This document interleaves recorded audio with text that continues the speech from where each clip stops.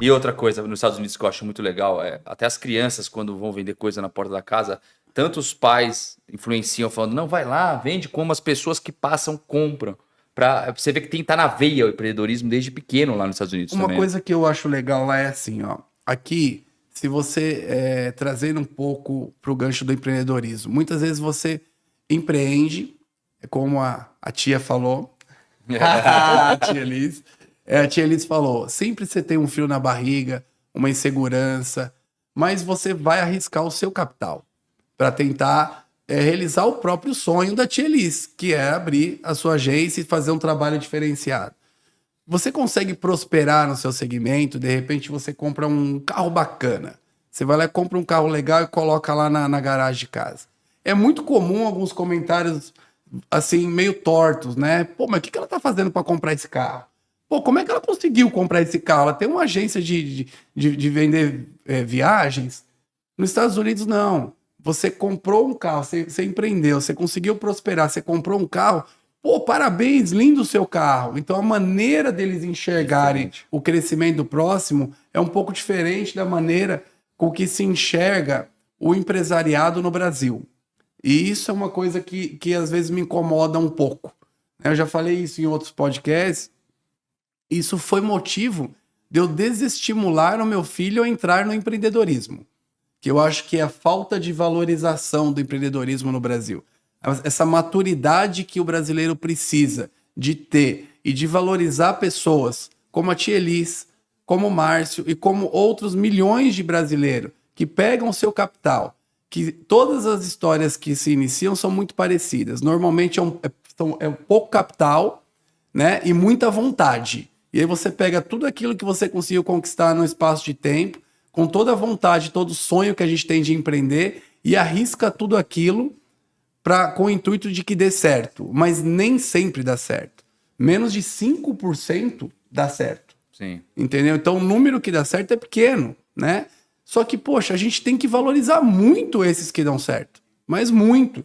Porque dá certo, recolhe imposto, dá certo, gera emprego, né? E dá certo, e a pessoa também quer prosperar, ela quer ter uma casa bacana, quer ter um carro bacana. Porque se dá errado, ele é taxado de incompetente. Se dá certo, ele é questionado a sua competência. Poxa, que estímulo é esse? Né? O brasileiro precisa de mudar a maneira de pensar e de enxergar, realmente valorizar o empreendedorismo como, sabe, como uma situação assim, fora da curva. Porque um empreendedor, ele é fora da curva, ele naturalmente é fora da curva. Teve pessoas que nasceram para ser ali, cada um na sua profissão. E tem pessoas que nasceram para empreender. Né? E é a única coisa que, entre aspas, me incomoda essa visão que o brasileiro tem do empreendedorismo comparado à visão que o americano tem do empreendedorismo, sabe? Eu acho que lá tem muito mais valor. Aqui é questionado como você chegou lá. Sempre atrelando uma questão de idoneidade. Procurando defeito, isso né? é muito triste. Isso é muito triste. Você sofreu com isso também? Até hoje, né? Mas isso é um dos motivos que faz com que eles sejam um país de primeiro mundo e é algo que a gente precisa melhorar para a gente chegar perto, né? Então, esse é fato. Acho que é cultural mesmo, né, Tia Elis? É cultural isso em todos os segmentos, né? A gente falou um pouquinho sobre influencer aqui, depois a gente vai falar um pouquinho sobre isso também. De levar hate, né? Os haters, né? Vamos falar sobre isso agora? Sem haters. O pessoal fala assim, sem haters, sem sucesso. Isso aí muita gente fala. Vamos falar sobre essa influência dos influencers no negócio da Tia Elis? Porque o engajamento é muito grande de vocês no Instagram. E até para falar um pouco sobre como vocês tratam marketing digital / influenciadores que hoje estão atrelados, né? Sim. Como você falou aí, para você empreender, você tem que pensar fora da curva. Não adianta você entrar num negócio e achar que você vai fazer o que todo mundo está fazendo e você vai se sobressair. Não vai, né? E aquela história, né, de você não querer se atualizar, você não querer acompanhar a evolução em tudo, em todos os segmentos. Então, nós tínhamos lá atrás o tempo que a gente fazia propaganda no rádio, para divulgar o seu negócio. Fazer uma propaganda em TV era absurdamente caro, não era acessível para qualquer empresa, né? Para fazer uma propaganda na Globo de 30 segundos, você tinha que vender a sua alma, não tinha Verdade, como, verdade. né? E com os influencers, isso aproximou, né? Isso deu oportunidade dos pequenos negócios alcançarem um público que eles nunca a gente não estava distante da gente, né? Então, os influencers no meu negócio, eles ajudaram muito, né? Então, é uma vitrine acessível e que projetou muito o meu negócio. Até hoje, eu sou muito criticada pela concorrência em função dessa atuação com influencers.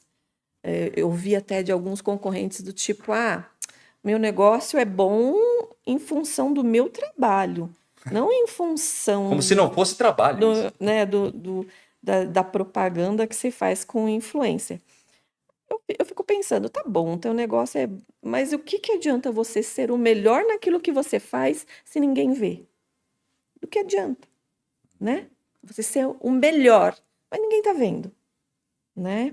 Então, o ideal é você associar os dois. Então, você não pode falar, nunca vou fazer isso. Então, se você é o melhor no que você faz e você não consegue colocar numa vitrine para quem está comprando o negócio, tá faltando um pouquinho, né, de inteligência aí. Então, trabalhando fora da curva, sempre pensei, eu tenho que fazer algo muito bom, mas eu tenho que mostrar. Né? E tenho que mostrar dentro das minhas possibilidades. E aí, onde comecei o trabalho com influencer, né? Foi crescendo, foi pequeno e foi alcançando vitrine. Então, hoje a gente tem uma boa vitrine, né, com o público, onde eu tenho a oportunidade de mostrar o meu trabalho, né? Então, eu não abro mão da minha parceria, do trabalho com os influencers. Eles fazem parte hoje do meu negócio. Elisa, eu acho que a minha opinião sobre esse assunto, se a concorrência está incomodada é porque está dando muito certo. É verdade. Muito certo. Porque não é só contratar o influencer. Primeiro precisa de ter influência para contratar o influencer. Depois precisa de ver se o influencer quer levar o nome da sua empresa ou não. Também é. Né? Exatamente. E depois precisa de fazer as coisas acontecerem de verdade, porque não tem influencer que vai mudar a realidade da sua empresa. Então, eu acho que se está tendo algum tipo de crítica em relação a isso, você está no caminho certo, né? Tá maravilhoso o trabalho, né? Porque está incomodando as pessoas, né?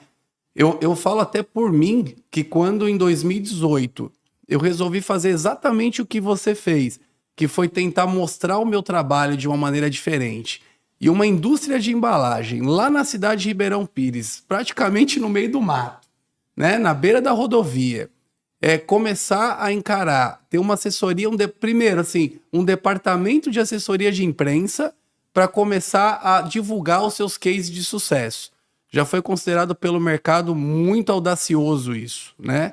E aí as coisas vão começando a acontecer. Chega uma hora que o próprio mercado já começa a entender o que você está fazendo e até querer copiar. E eu tenho certeza que assim, uma parte das pessoas que criticam tentam copiar, mas não é copiar. Para você divulgar as coisas, para você criar conteúdos, você precisa de ter conteúdo.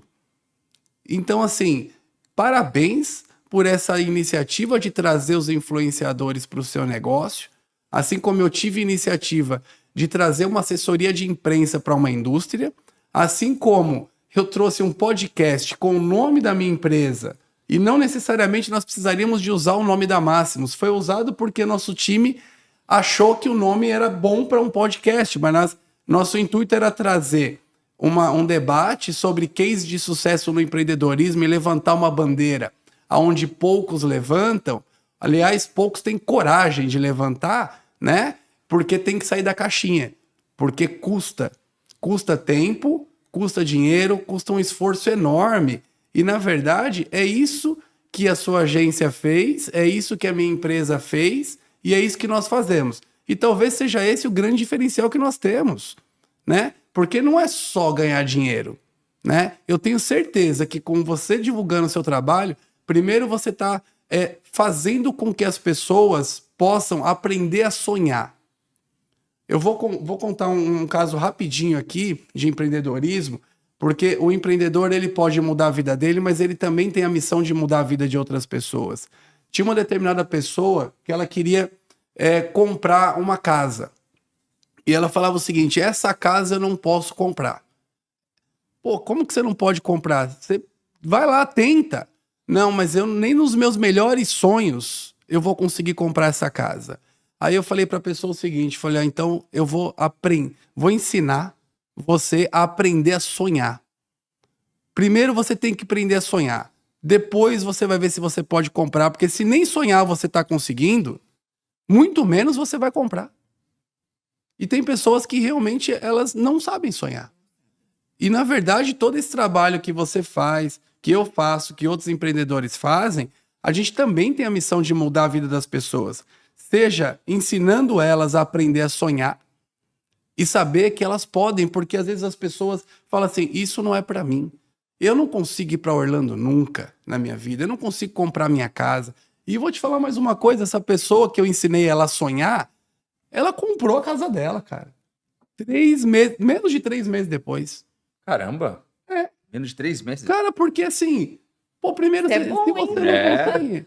eu não quero comprar uma casa, mas não sei como eu vou fazer. Eu vou te ensinar a sonhar. Vou ver, quero ver. Mas se você não consegue nem sonhar, como é que você vai conseguir conquistar? Primeiro vem um sonho. Tá certo. Né? Depois, óbvio, você tem que subir esses degraus. Degraus? Não, degraus. Degraus, isso. Degraus, senão vai virar meme. Degraus, um após o outro. Porém, você tem que subir. Não é isso, não é bem isso. Essa é a essência do empreendedorismo. Eu comecei fazendo Orlando e depois eu fui subindo degraus, como você falou. E fui pioneira em muitos destinos, né? Então, grupo guiado para Paris, eu fui uma das primeiras que fez grupo guiado para Paris. China, ninguém fez grupo guiado do Brasil ainda para a China, já faço. Então, eu vou ensinando as pessoas, como você está falando, a sonhar, e também a concorrência depois vai lá e vê que é algo possível, que eles também podem fazer, eles também, né, podem copiar, mas não tem problema, desde que eu esteja na frente, está tudo certo. Tá tudo certo, faz parte do negócio. Faz parte do negócio. E agora, no mês de maio, eu vou para o Alasca. Uau! Vou mostrar para as pessoas que elas podem ir para o Alasca também, entendeu? Então, é bem isso que você está falando. A gente tem que ensinar as pessoas a sonharem, né? Com certeza.